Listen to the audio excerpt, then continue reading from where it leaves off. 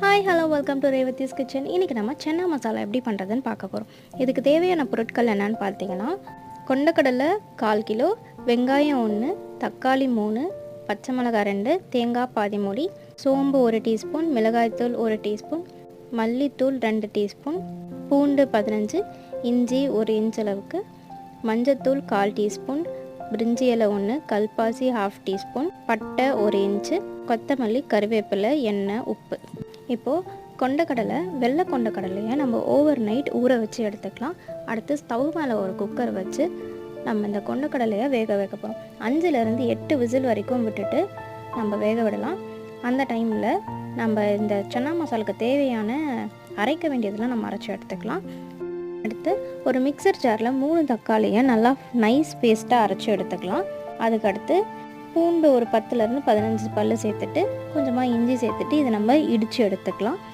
அடுத்து ஒரு மிக்சர் ஜாரில் பாதி மூடி அளவுக்கு தேங்காய் போட்டுட்டு அது 1 டீஸ்பூன் சோம்பு சேர்த்துட்டு இதையும் நம்ம ஃபைன் பேஸ்ட்டாக அரைச்சி எடுத்துக்கலாம்.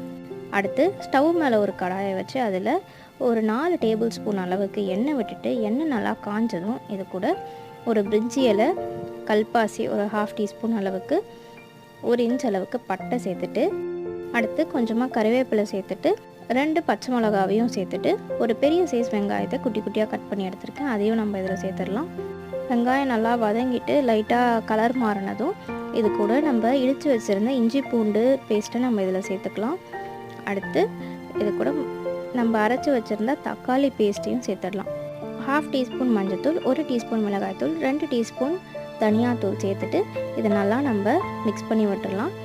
கொஞ்சமாக தண்ணி சேர்த்துட்டு இந்த பச்சை வாசனை மசாலாஸோட பச்சை வாசனை போகிற அளவுக்கு நல்லா இப்போ இது கொதிச்சுட்ருக்க டைமில் நம்ம வேக வச்சு எடுத்து வச்சு கொண்டக்கடலையோ ஒரு 25 கிராம் அளவுக்கு நம்ம எடுத்துகிட்டு இதை இந்த மாதிரி மிக்சியில் ஒரு ரவுண்ட் மட்டும் விட்டு அரைச்சி எடுத்துக்கலாம். இப்போ பார்த்திங்கன்னா எண்ணெய் எல்லாம் கொஞ்சம் தனியாக வந்து நல்லா வதங்கிடுச்சு. இந்த டைமில் நம்ம வேக வச்ச கொண்டக்கடலை எல்லாத்தையும் இதில் சேர்த்து மிக்ஸ் பண்ணிடலாம்.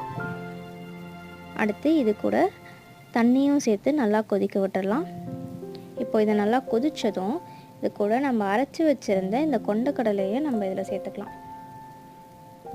இதையும் சேர்த்து கலந்துட்டு அடுத்து நம்ம அரைச்சி வச்சுருந்த தேங்காய் பேஸ்ட்டையும் இதில் சேர்த்து இது கூட நம்ம கொஞ்சமாக தண்ணி ஆட் பண்ணிக்கலாம். இந்த மிக்சர் ஜாரில் இருக்கிற தண்ணி எல்லாத்தையும் நம்ம கழுவி எடுத்துகிட்டு அதையும் ஆட் பண்ணிவிட்டு ஒரு 5 to 6 மினிட்ஸ் நம்ம கொதிக்க விட்டோம் அப்படின்னா நம்மளுக்கு நல்லாவே இது கிரேவி கன்சிஸ்டன்சிக்கு வர ஆரம்பிச்சிடும்.